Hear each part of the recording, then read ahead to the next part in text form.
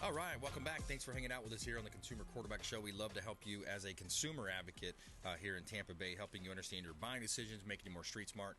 We do that by interviewing all of the best expert contributors, folks that are experts in their area and their business line of work, and we interview them, and it's been a really cool model over the last 10 years now on air.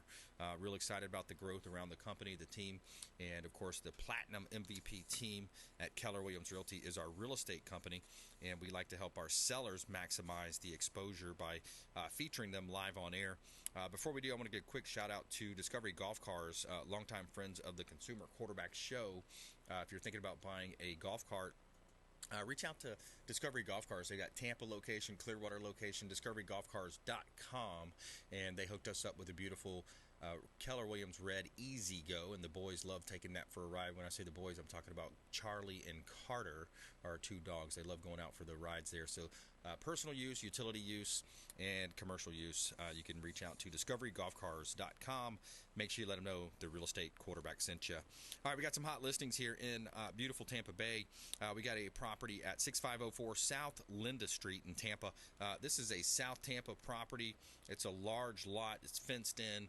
You have an opportunity to purchase 1,900 plus square feet in South Tampa, 3 bedrooms, 2 bath, over a quarter acre of land, updated kitchen and bath, motivated seller here, willing to put $10,000 towards the closing cost or buy down the rate. 6504 South Linda Street in Tampa, Florida. That's Hillsborough County.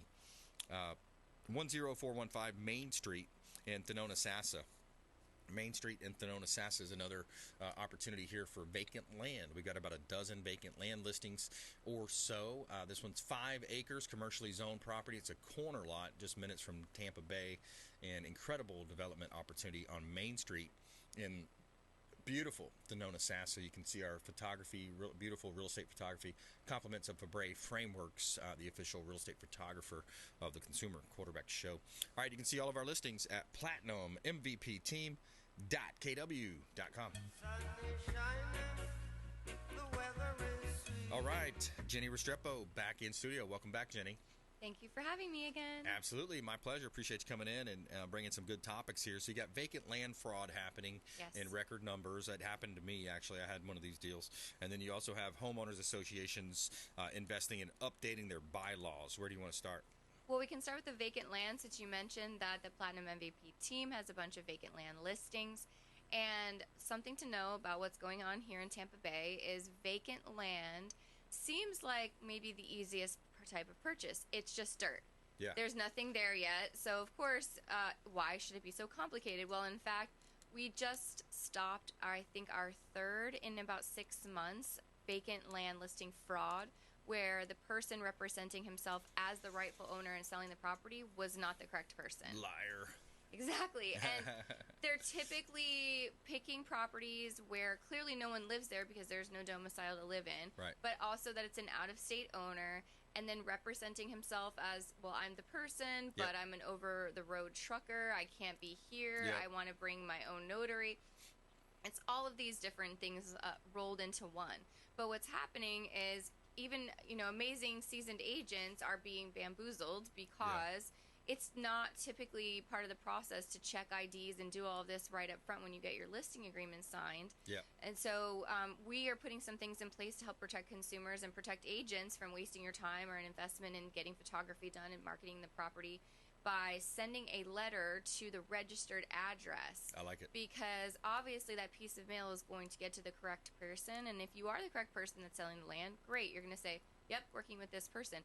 But if you're not, then that's going to be that red flag that hopefully stops things in its tracks before we go too far down the line and a buyer wastes money on a survey or an agent wastes money on photography and marketing when you're not dealing with the correct rightful person. Yeah, absolutely. And when you think about that, it's I don't know, maybe a 60-40, 70-30 chance that they actually open the mail.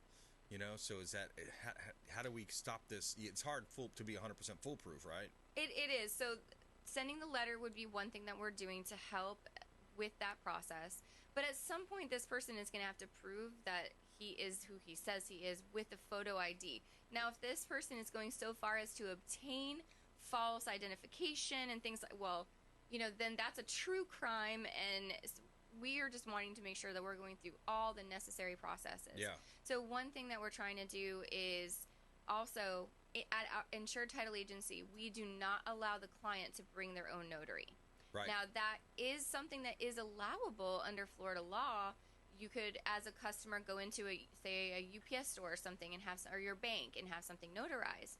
But by only utilizing our notary service that we know vets these notaries, then we can ensure that this person is not a person who's a plant that was hired by the criminal that has a fake notary stamp or any of these number of things, that they're not in cahoots together. Yeah, that makes sense. So that's one thing that we will not do. We will not allow the seller, because typically what the seller signs is only a few documents, and it is okay, it is acceptable, it is lawful for the seller to bring his or her own notary, but we're not doing that right now, because ultimately at some point you're going to have to provide identification, and proceeds are issued only in the name of the person on the deed. So we're not sure how that was going to work itself out, but you could probably go into a bank and create an account. Maybe you do it all online. Anyway, I don't know how these criminals are doing it. I'm not a criminal. My brain doesn't work that way. Yeah. But we're trying to think about, like, well, what can we do to help protect our consumers? Right.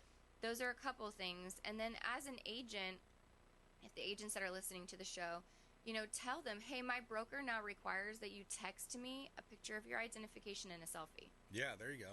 Yeah, absolutely. Now if I am me and I legitimately want to sell with you and I trust you as my agent, I'm not going to have a problem with texting you a picture of my driver's license and a selfie of me holding this driver's license that I am the person. Yeah, especially on vacant land. I mean, you see that could be a lot easier, the vacant land angle. And if you just joined us, we're talking with Jennie Restrepo, Insured Title Agency right here in Tampa Bay. They can close all your real estate transactions. They've got very knowledgeable staff. Matthew, Mandy, Corrine, the whole team over there, very knowledgeable. And, a lot of different scenarios come up in these real estate transactions. There's deals that will sometimes, have a little more, issues around them. By the way, I wanted to ask you how, I hadn't talked to you in a while. How did the last BABA event go? Did that go pretty well? It did. So we brought back our Become a Better Agent seminar. It was an amazing morning. Very excited to bring that back to the Tampa Bay community. Already looking at dates so that we can do this once a quarter. And again, that is focused on what's happening in the market, giving agents tips and tricks as to how to best run your business, how to be aware of changes. We talked about the updates in condo legislation that's going to be very much affecting condo owners and potentially condo sellers and buyers. Yep. There are some huge, I can speak about that too, there's some huge changes coming through regarding condos. No, yeah, I mean, I think that is a good topic because, when you look at the Surfside incident in the Miami area, Dade, I believe that was Dade County, you have these different issues that call into question, what happened and how to try to figure out how can we prevent that from happening again. And let's face it, the West Coast has a lot of older buildings as well, condo buildings. What was some of the key takeaways from that? So some of the key changes is, yes, these policies were put in place in reaction to what happened in Surfside because obviously that was a terrible tragedy that we don't want to see happen again in our state. But lawmakers and people who practice real estate sometimes have a little bit of a disconnect in that they want to make laws to protect homeowners, but they don't necessarily know how the real estate industry operates.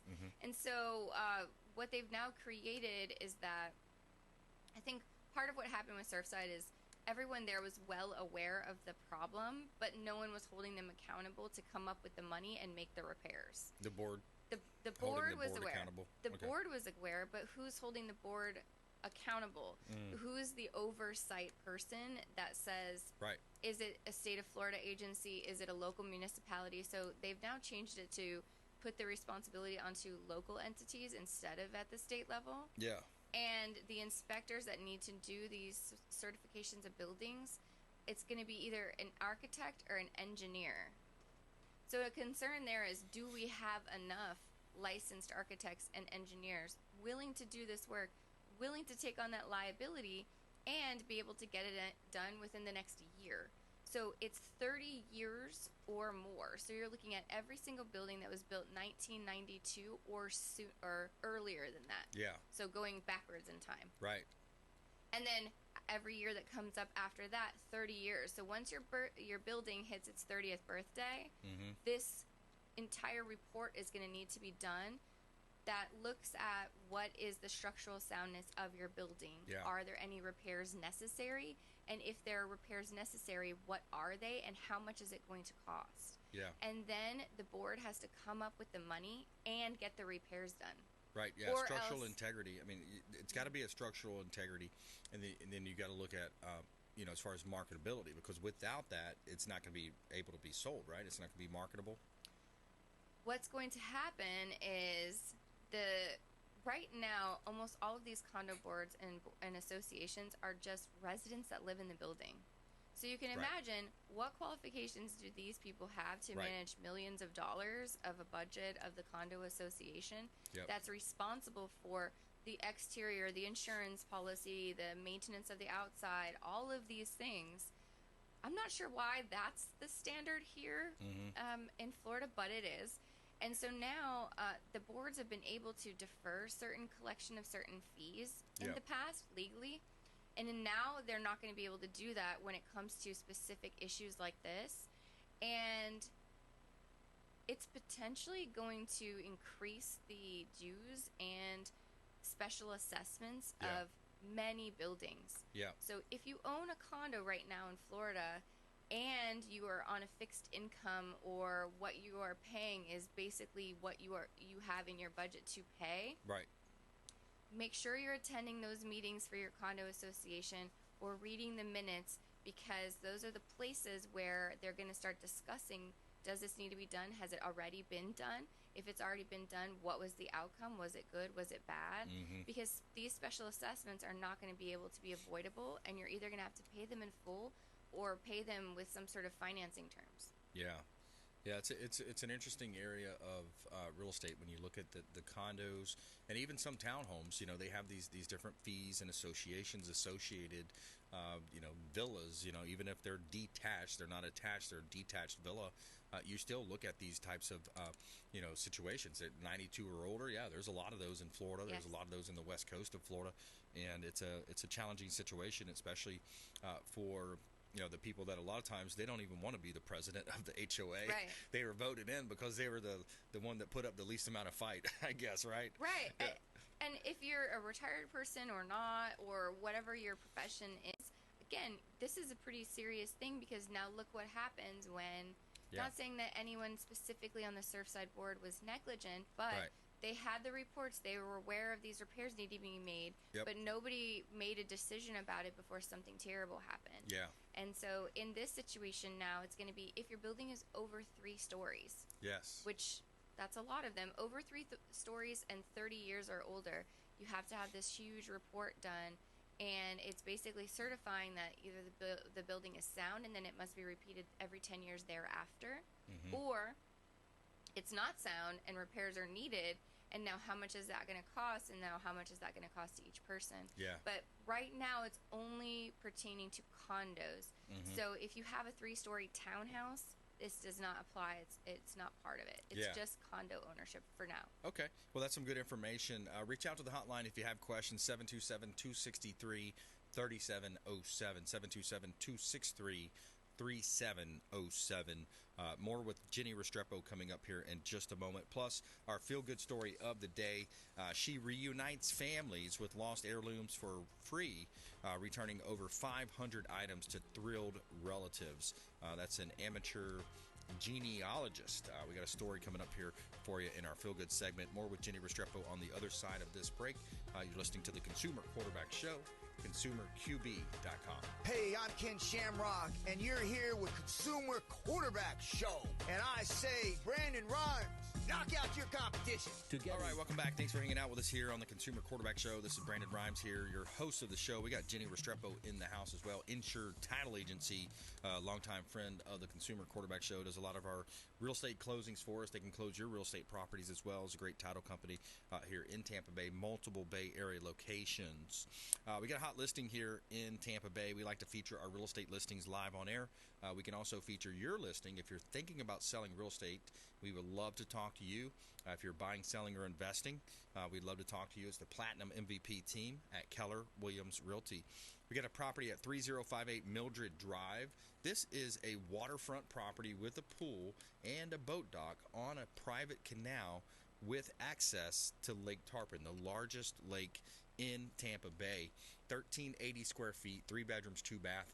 Beautifully updated home, well kept. Owner pride shines through in this beautiful property. 1,380 square feet, 3 bedrooms, 2 bath. Screened in pool with a patio.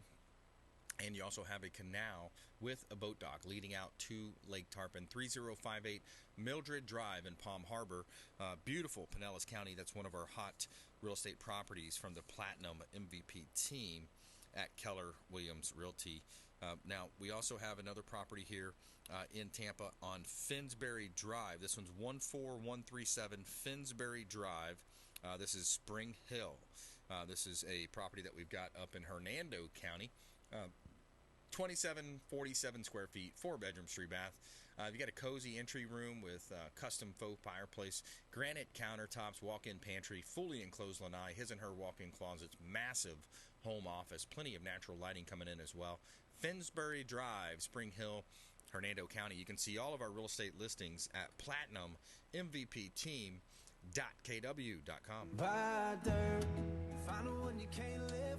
And you can also buy vacant land from us. We got about a dozen vacant lots, vacant land, and parcels as well.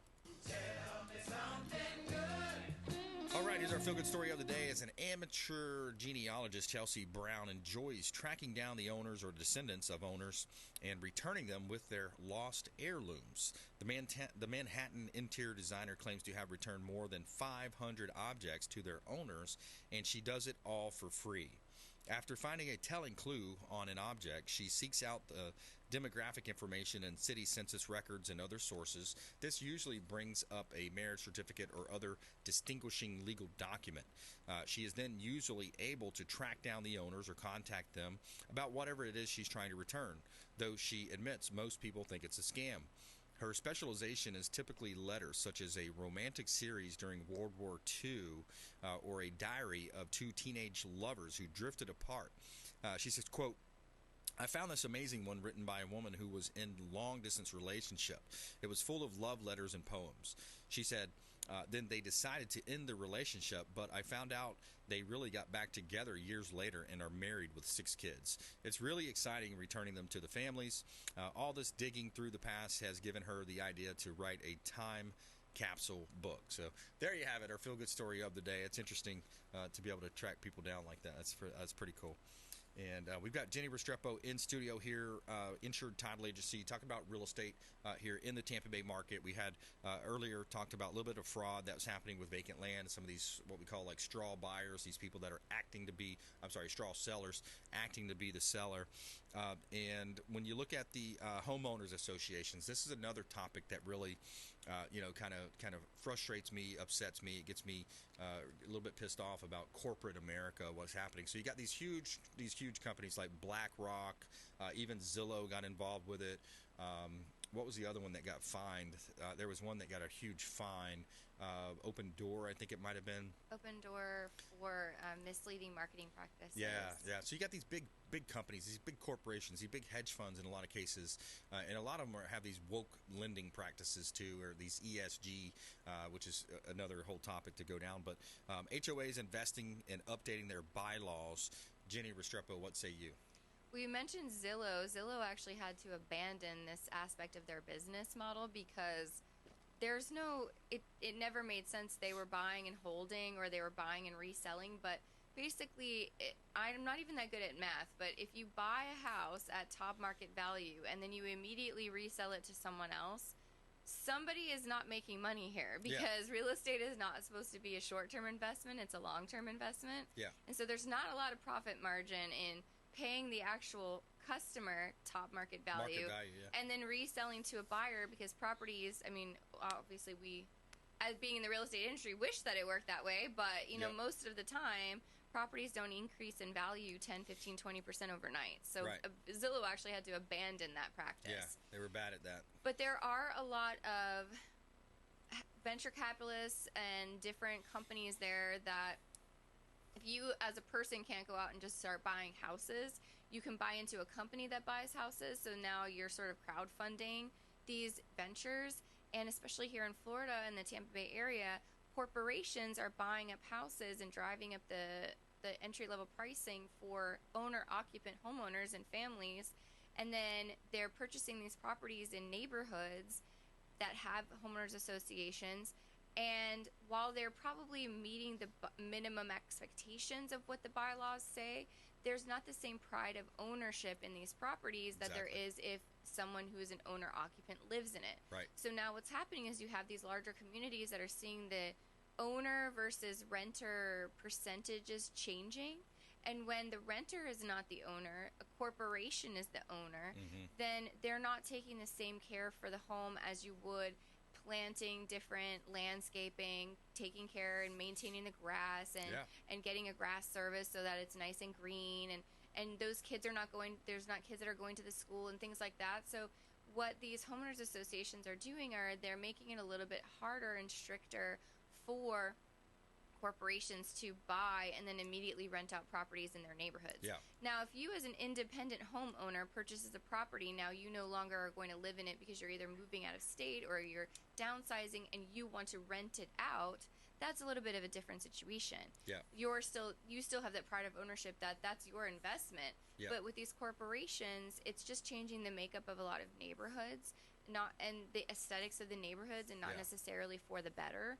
And so they're investing in updating their bylaws, their codes and covenants to reflect that, excluding Airbnb options, excluding being able to immediately rent it out or rent it out for less than a 6-month or 12-month period, so that you don't have this sort of transiency. Because imagine if you bought a house that you want to raise your family in and the house next door is being rented out every single night of the week to different people coming and going. Partiers, spring breakers, people coming in. Or just people who you don't know coming in and out, living in the house next door to you. That's not why you probably purchased your home. That's probably not what you wanted for your neighborhood. Yep. And so not that there should not be opportunities for renters. That's certainly not what I'm saying. Yeah. Or that renters don't take care of the homes that they're renting. But corporations shouldn't be excluding owner-occupants. Yeah, as a general rule, there's less pride.